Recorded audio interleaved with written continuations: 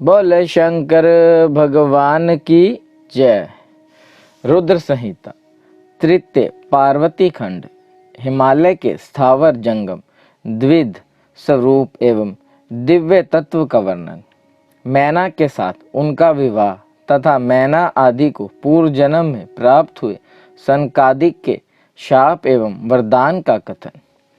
नारद जी ने पूछा, ब्रह्मा, पिता के यज्ञ में अपने शरीर का परित्याग करके दक्ष कन्या जगदम्बा सती देवी किस प्रकार गिरिराज हिमालय की पुत्री हुई, किस तरह अत्यंत उग्र तप करके उन्होंने पुनः शिव को ही पति रूप में प्राप्त किया, यह मेरा प्रश्न है। आप इस पर भली भांति और विशेष रूप से प्रकाश डालिए। ब्रह्मा जी कहते हैं, मुने नारद, तुम पहले पार्वती की माता के जन्म, विवाह और अन्य भक्ति वर्धक पावन चरित्र सुनो। मुनि श्रेष्ठ, उत्तर दिशा में पर्वतों का राजा हिमवान नामक महान पर्वत है, जो महातेजस्वी और समृद्धिशाली है। उसके दो रूप प्रसिद्ध हैं, एक स्थावर और दूसरा जंगम। मैं संक्षेप से उसके सूक्ष्म स्थावर स्वरूप का वर्णन करता हूँ। वह रमणीय पर्वत नाना प्रकार के रत्नों का आकार और पूर्व तथा पश्चिम समुद्र के भीतर प्रवेश करके इस तरह खड़ा है मानो भूमंडल को नापने के लिए कोई मानदंड हो। वह नाना प्रकार के वृक्षों से व्याप्त है और अनेक शिखरों के कारण विचित्र शोभा से संपन्न दिखाई देता है। सिंह, व्याघ्र आदि पशु सदा सुखपूर्वक उसका सेवन करते हैं। हिम का तो वह भंडार ही है, इसलिए अत्यंत उग्र जान पड़ता है। भांति भांति के आश्चर्यजनक दृश्यों से उसकी विचित्र शोभा होती है। देवता, ऋषि, सिद्ध और मुनि उस पर्वत का आश्रय लेकर रहते हैं। भगवान शिव को वह बहुत ही प्रिय है, तपस्या करने का स्थान है। स्वरूप से ही वह अत्यंत पवित्र और महात्माओं को भी पावन करने वाला है। तपस्या में वह अत्यंत शीघ्र सिद्धि प्रदान करता है। अनेक प्रकार के धातुओं की खान और शुभ है। वही दिव्य शरीर धारण करके सर्वांग सुंदर रमणीय देवता के रूप में भी स्थित है। भगवान विष्णु का अविकृत अंश है, इसलिए वह शैलराज साधु संतों को अधिक प्रिय है। एक समय गिरिवर हिमवान ने अपनी कुल परंपरा की स्थिति और धर्म की वृद्धि के लिए देवताओं तथा पितरों का हित करने की अभिलाषा से अपना विवाह करने की इच्छा प्रकट की। मुनीश्वर, उस अवसर पर संपूर्ण देवता अपने स्वार्थ का विचार करके दिव्य पितरों के पास आकर उनसे प्रसन्नता पूर्वक बोले। देवताओं ने कहा, पितरों, आप सब लोग प्रसन्नचित्त होकर हमारी बात सुने और यदि देवताओं का कार्य सिद्ध करना आपको भी अभिष्ट हो तो शीघ्र वैसा ही करें। आपकी ज्येष्ठ पुत्री जो मैना नाम से प्रसिद्ध है, वह मंगल रूपिणी है। उसका विवाह आप लोग अत्यंत प्रसन्नता पूर्वक हिमवान पर्वत से कर दें। ऐसा करने पर आप सब लोगों को सर्वथा महान लाभ होगा और देवताओं के दुख का निवारण भी पग पग पर होता रहेगा। देवताओं की यह बात सुनकर पितरों ने परस्पर विचार करके स्वीकृति दे दी और अपनी पुत्री मैना को विधि पूर्वक हिमालय के हाथ में दे दिया। उस परम मंगलमय विवाह में बड़ा उत्सव मनाया गया। मुनीश्वर नारद, मैना के साथ हिमालय के शुभ विवाह का यह सुखद प्रसंग मैंने तुमसे प्रसन्नता पूर्वक कहा है। अब और क्या सुनना चाहते हो? नारद जी ने पूछा, विद्वन, अब आदर पूर्वक मेरे सामने मैना की उत्पत्ति का वर्णन कीजिए। उसे किस प्रकार शाप प्राप्त हुआ, यह कहिए और मेरे संदेह का निवारण कीजिए।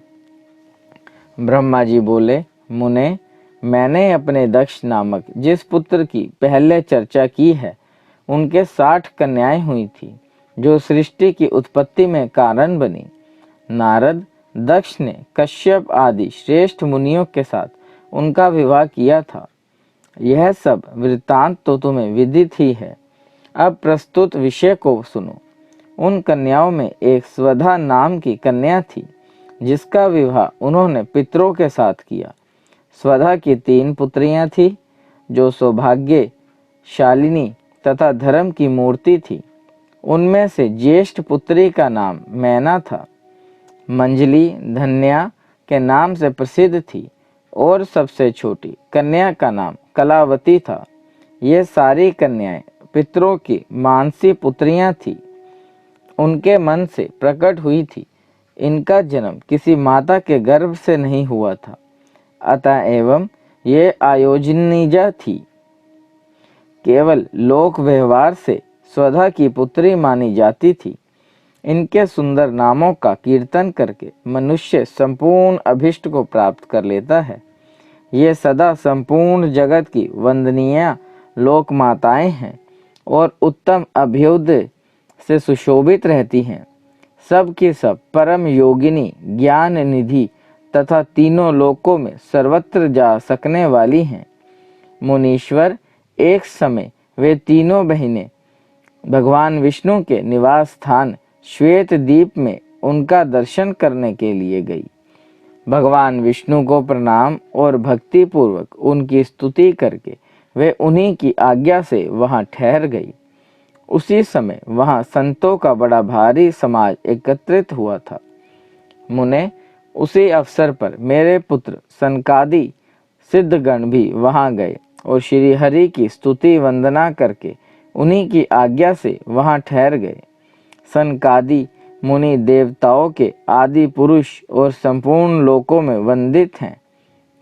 वे जब वहां आकर खड़े हुए, उस समय श्वेत द्वीप के सब लोग उन्हें देख प्रणाम करते हुए उठकर खड़े हो गए, परंतु ये तीनों बहनें उन्हें देखकर भी वहां नहीं उठी। इससे सनत्य कुमार उनको मर्यादा रक्षार्थ उन्हें स्वर्ग से दूर होकर नर स्त्री बनने का शाप दे दिया। फिर उनके प्रार्थना करने पर वे प्रसन्न हो गए और बोले। सनत्य कुमार ने कहा, पितरों की तीनों कन्याएं, तुम प्रसन्नचित्त होकर मेरी बात सुनो। यह तुम्हारे शोक का नाश करने वाली और सदा ही तुम्हें सुख देने वाली है। तुम में से जो ज्येष्ठ है वह भगवान विष्णु की अंशभूत हिमालय गिरी की पत्नी हो। उससे जो कन्या होगी वह पार्वती के नाम से विख्यात होगी। पितरों की दूसरी प्रिय कन्या योगिनी धन्या राजा जनक की पत्नी होगी। उसकी कन्या के रूप में महालक्ष्मी अवर्तनीय होगी, जिनका नाम सीता होगा। इसी प्रकार पितरों की छोटी पुत्री कलावती द्वापर के अंतिम भाग में विषभानु वैश्य की पत्नी होगी और उनकी प्रिय पुत्री राधा के नाम से विख्यात होगी। योगिनी मेनका मैना पार्वती जी के वरदान से अपने पति के साथ उसी शरीर से कैलाश नामक परम पद को प्राप्त हो जाएंगी। धन्या तथा उनके पति जनक कुल में उत्पन्न हुए जीवन मुक्त महायोगी राजा शीरध्वज लक्ष्मी स्वरूपा सीता के नाम प्रभाव से वैकुंठ धाम में जाएंगे। विषभानु के साथ वैवाहिक मंगलकृत संपन्न होने के कारण जीवन मुक्त योगिनी कलावती भी अपनी कन्या राधा के साथ गोकुल धाम में जाएंगी। इसमें संशय नहीं है। विपत्ति में पड़े बिना कहाँ किनकी महिमा प्रकट होती है। उत्तम कर्म करने वाले पुण्यात्मा पुरुषों का संकट जब टल जाता है, तब उन्हें दुर्लभ सुख की प्राप्ति होती है। अब तुम लोग प्रसन्नता पूर्वक मेरी बात भी सुनो। जो सदा सुख देने वाली है, मैना की पुत्री जगदम्बा पार्वती देवी अत्यंत दुस्सह तप करके भगवान शिव की प्रिय पत्नी बनेगी।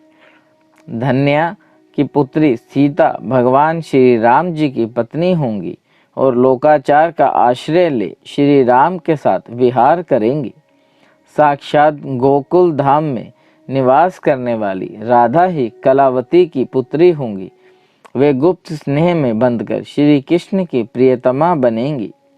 ब्रह्मा जी कहते हैं, नारद, इस प्रकार शाप के ब्याज से दुर्लभ वरदान देकर सबके द्वारा प्रशंसित भगवान सनत्य कुमार मुनि भाइयों सहित वहीं अंतर्ध्यान हो गए।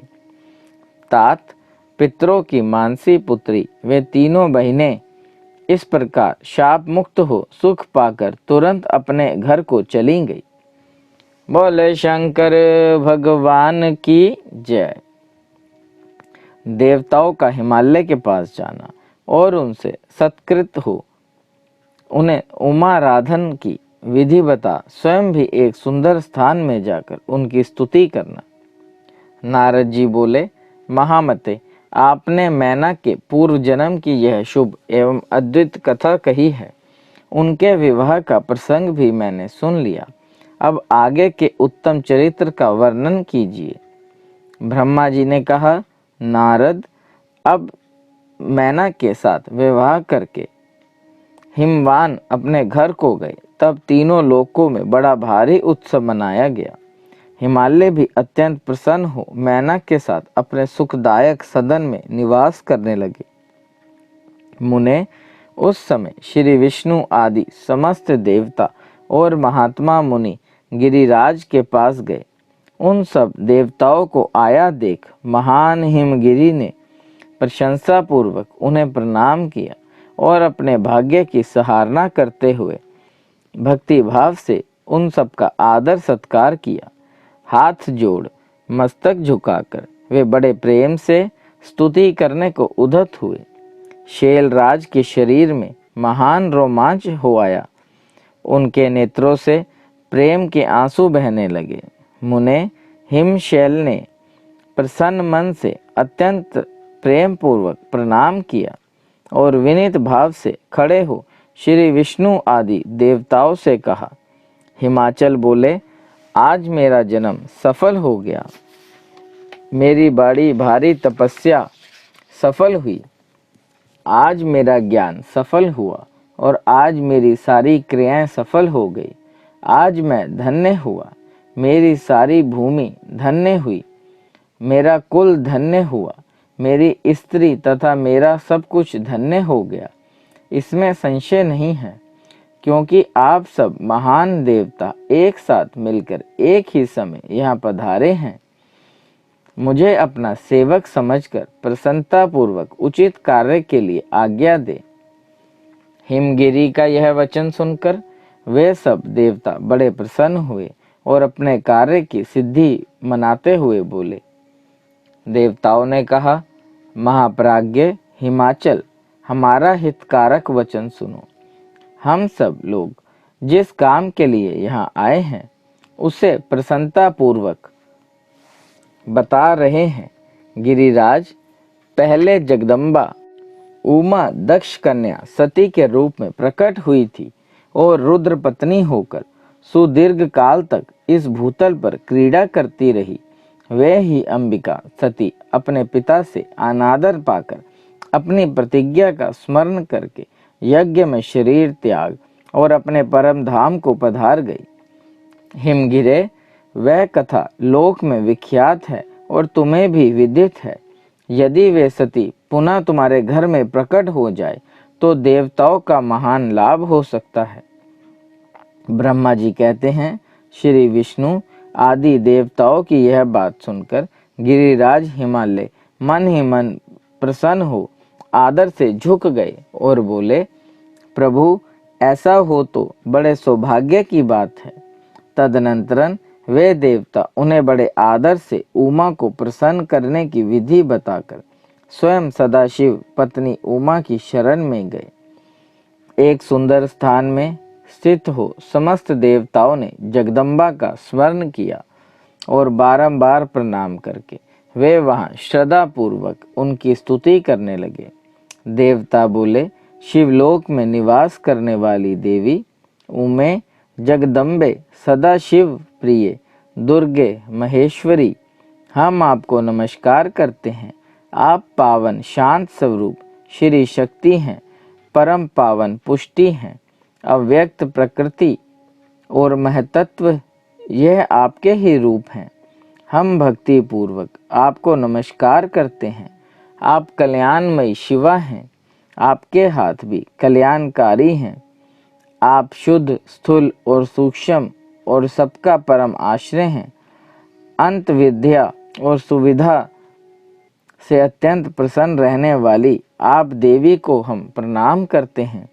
आप श्रद्धा हैं, आप धृति हैं, आप श्रिय हैं और आप ही सब में व्याप्त रहने वाली देवी हैं। आप ही सूर्य की किरणें हैं और आप ही अपने प्रपंच को प्रकाशित करने वाली हैं।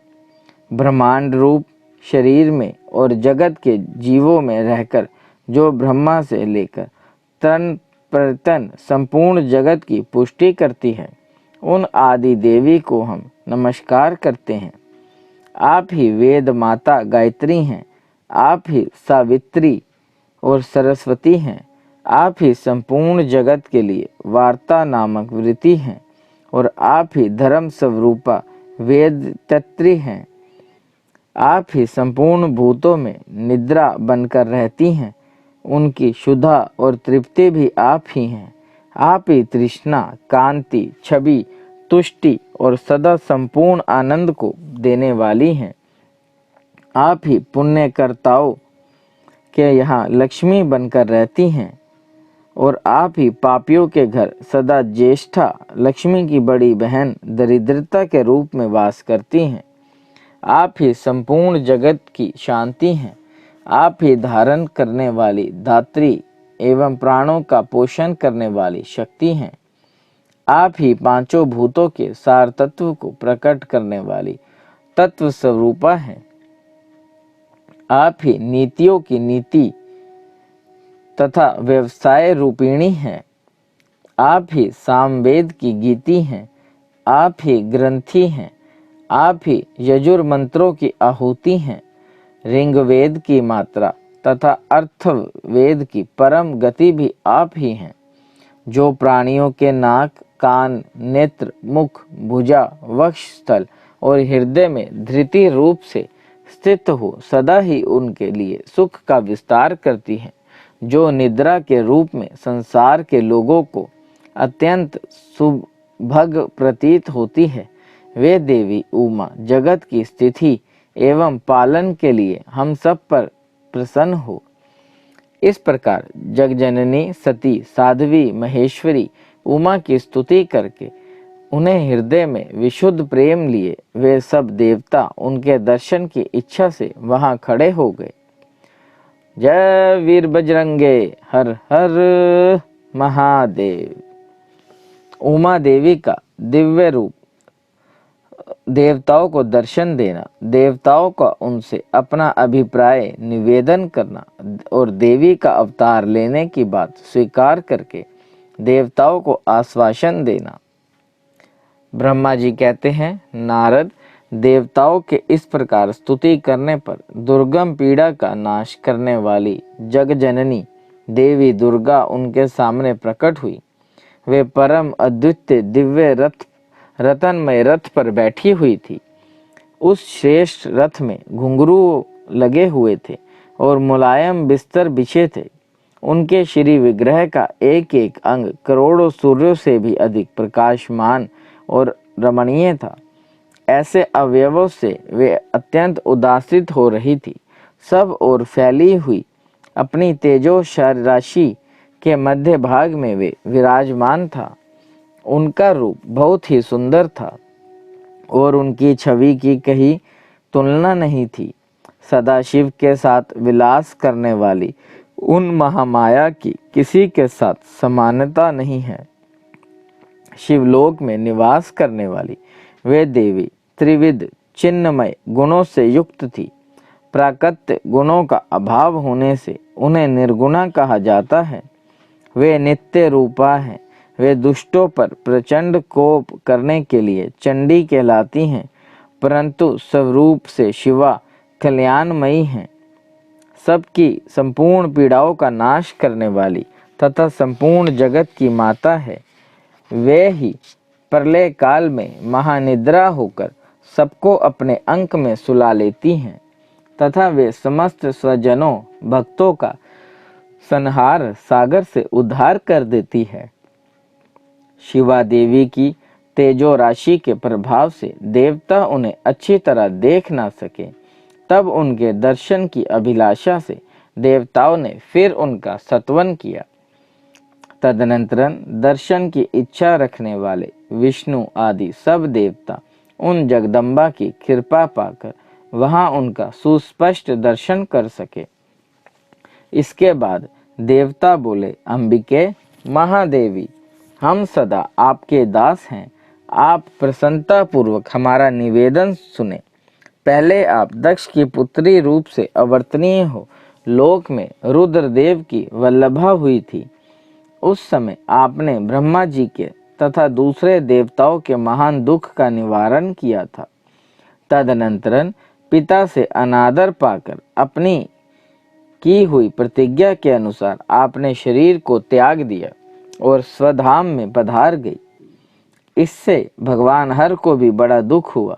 महेश्वरी, आपके चले आने से देवताओं का कार्य पूरा नहीं हुआ, अतः हम देवता और मुनि व्याकुल होकर आपकी शरण में आए हैं।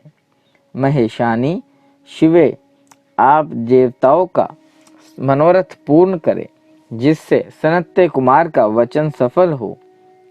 देवी, आप भूतल पर अवर्तनीय हो पुनः रुद्रदेव की पत्नी हुई हैं और यथा योग्य ऐसी लीला कीजिए जिससे देवताओं को सुख प्राप्त हो। देवी, इससे कैलाश पर्वत पर निवास करने वाले रुद्रदेव भी सुखी होंगे। आप ऐसी कृपा करें जिससे सब सुखी हों और सबका सारा दुख नष्ट हो जाए। ब्रह्मा जी कहते हैं, नारद, ऐसा कहकर विष्णु आदि सब देवता प्रेम में मगन हो गए और भक्ति से विनम्र होकर चुपचाप खड़े रहे। देवताओं की यह स्तुति सुनकर शिवा देवी को भी बड़ी प्रसन्नता हुई। उसके हेतु का विचार करके अपने प्रभु शिव का स्मरण करती हुई भक्तवत्सल्या दयामयी उमा देवी उस समय विष्णु आदि देवताओं को संबोधित करके हंसने लगी। उमा ने कहा, हे हरे, हे विधे और हे देवताओं तथा मुनियों, तुम सब लोग अपने मन से व्यथा को निकाल दो और मेरी बात सुनो। मैं तुम पर प्रसन्न हूँ, इसमें संशय नहीं है। सब लोग अपने अपने स्थान को जाओ और चिरकाल तक सुखी रहो। मैं अवतार ले मैना की पुत्री होकर उन्हें सुख दूंगी और रुद्रदेव की पत्नी हो जाऊंगी। यह मेरा अत्यंत गुप्त मत है। भगवान शिव की लीला अद्वितीय है, वह ज्ञानियों को भी मुंह में डालने वाली है। देवताओं, उस यज्ञ में जाकर पिता के द्वारा अपने स्वामी का अनादर देख जब से मैंने दक्ष जनित शरीर को त्याग दिया है, तभी से वे मेरे स्वामी कालिंग रुद्रदेव तत्काल दिगंबर हो गए। वे मेरी ही चिंता में डूबे रहते हैं। उनके मन में यह विचार उठा करता है कि धर्म को जानने वाली सती मेरा रोष देखकर पिता के यज्ञ में गई और वहां मेरा अनादर देख मुझ में प्रेम होने के कारण उनसे अपना शरीर त्याग दिया। यही सोचकर वे घर बार छोड़ अलौकिक वेश धारण करके योगी हो गए। मेरी स्वरूप भूता सती के वियोग को वे महेश्वर सहन ना कर सके। देवताओं, भगवान रुद्र की भी यह अत्यंत इच्छा है कि भूतल पर मैना और हिमाचल के घर में मेरा अवतार हो, क्योंकि वे पुनः मेरा पानी ग्रहण करने की अधिक अभिलाषा रखते हैं। अतः मैं रुद्रदेव के संतोष के लिए अवतार लूंगी और लौकिक गति का आश्रय लेकर हिमालय पत्नी मैना की पुत्री होंगी। ब्रह्मा जी कहते हैं, नारद, ऐसा कहकर जगदम्बा शिवा उस समय समस्त देवताओं के देखते देखते ही अदृश्य हो गई और तुरंत अपने लोक में चली गई।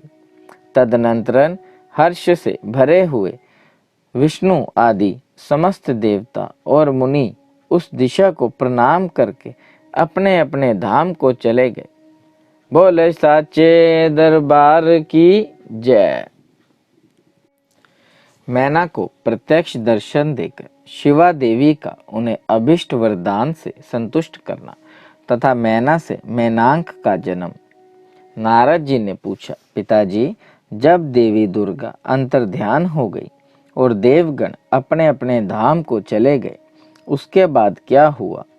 ब्रह्मा जी ने कहा, मेरे पुत्रों में श्रेष्ठ विप्रवर नारद जब विष्णु आदि देव समुदाय हिमालय और मैना की देवी आराधना का उपदेश दे चले गए, तब गिरिराज हिमाचल और मैना दोनों दंपत्ति ने बड़ी भारी तपस्या आरंभ की।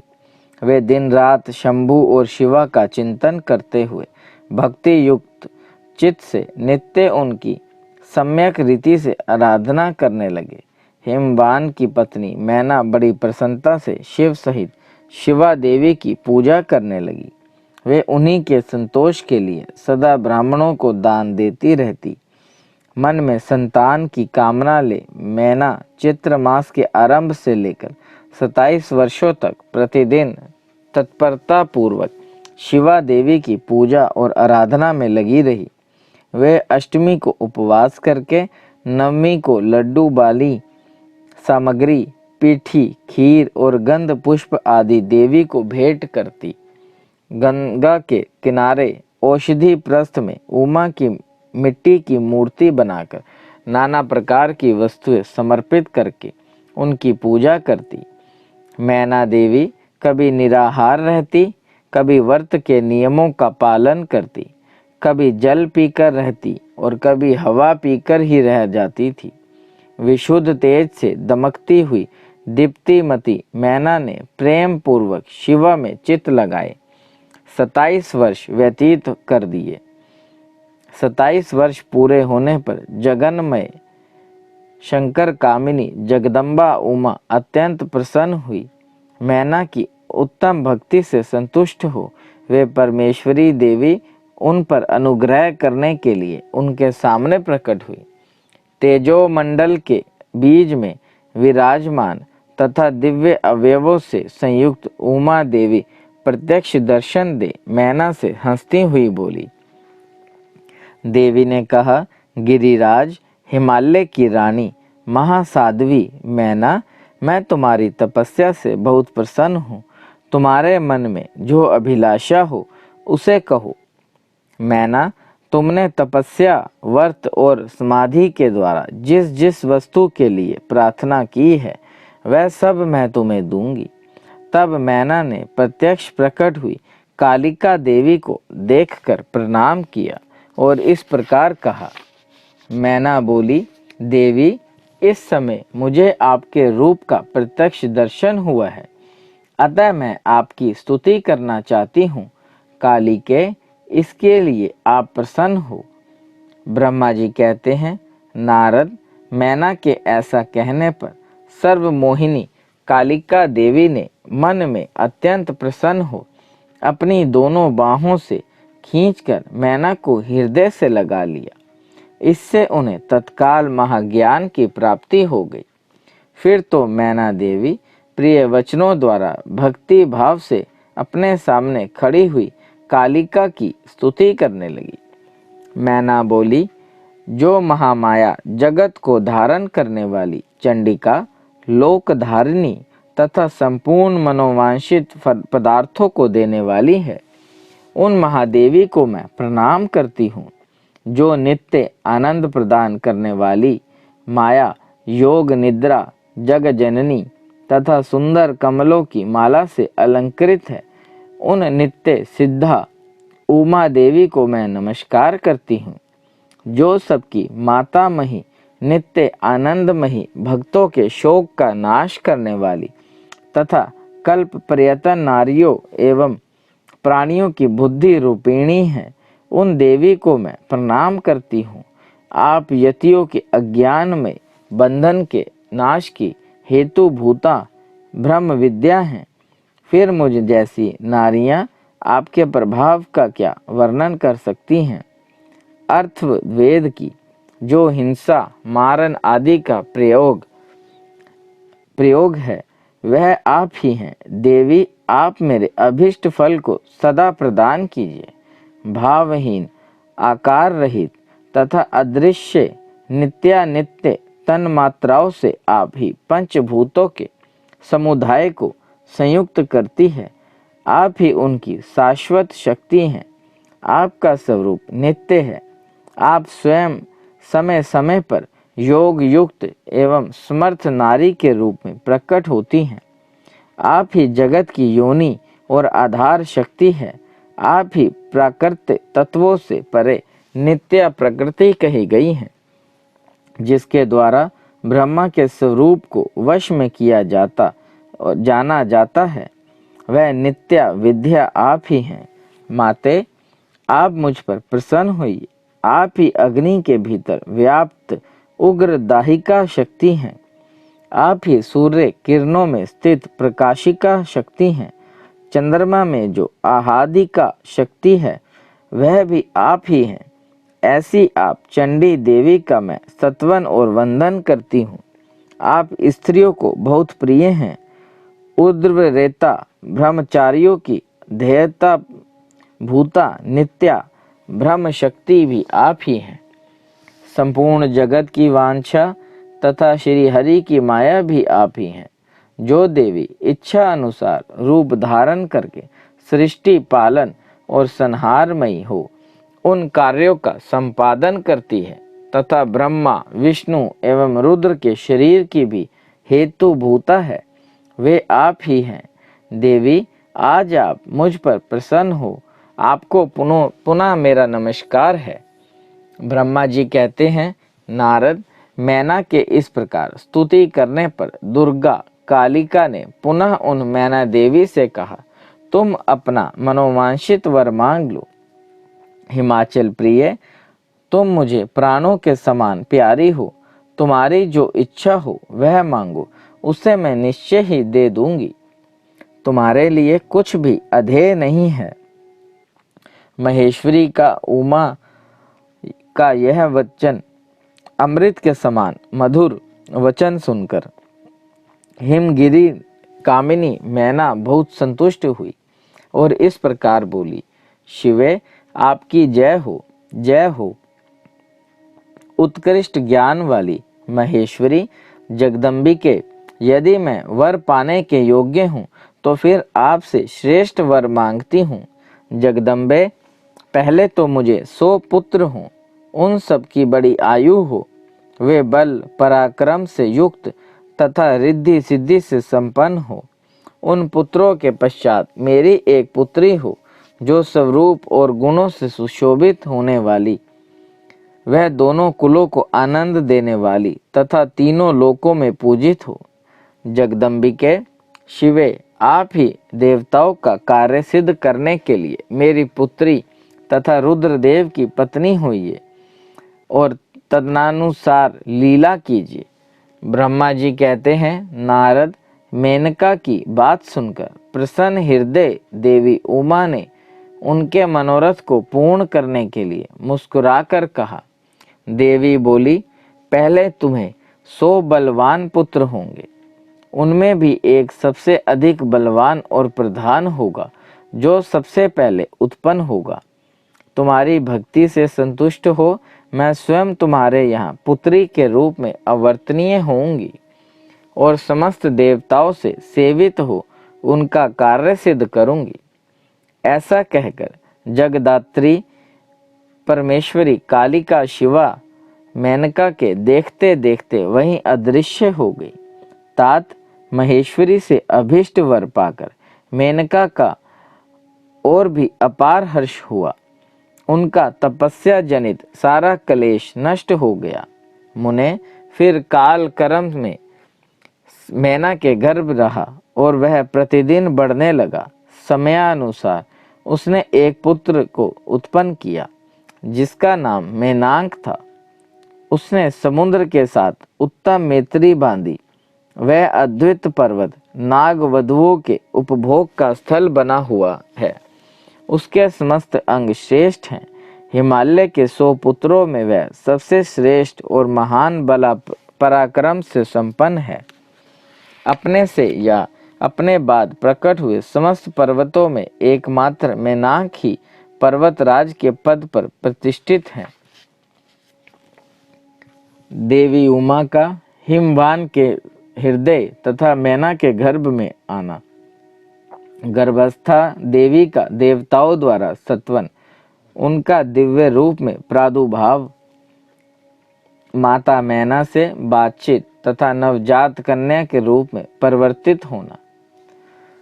ब्रह्मा जी कहते हैं, नारद तदनंतरन मैना और हिमालय आदर पूर्वक देव कार्य की सिद्धि के लिए कन्या प्राप्ति के हेतु वहां जगजननी भगवती उमा का चिंतन करने लगे, जो प्रसन्न होने पर संपूर्ण अभिष्ट वस्तुओं को देने वाली है।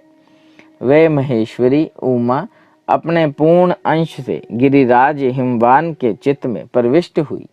इससे उनके शरीर में अपूर्व एवं सुंदर प्रभा उत्पन्न हो आई। वे आनंद मगन हो अत्यंत प्रकाशित होने लगे। उस अद्वित तेजो राशि से संपन्न महामना हिमालय अग्नि के समान अदृश्य हो गए। तत्पश्चात सुंदर कल्याणकारी समय में गिरिराज हिमालय ने अपनी प्रिया मैना के उदर में शिवा के उस परिपूर्ण अंश का आधान किया। इस तरह गिरिराज की पत्नी मैना ने हिमवान के हृदय में विराजमान करुणा निधान देवी की कृपा से सुखदायक गर्भ धारण किया।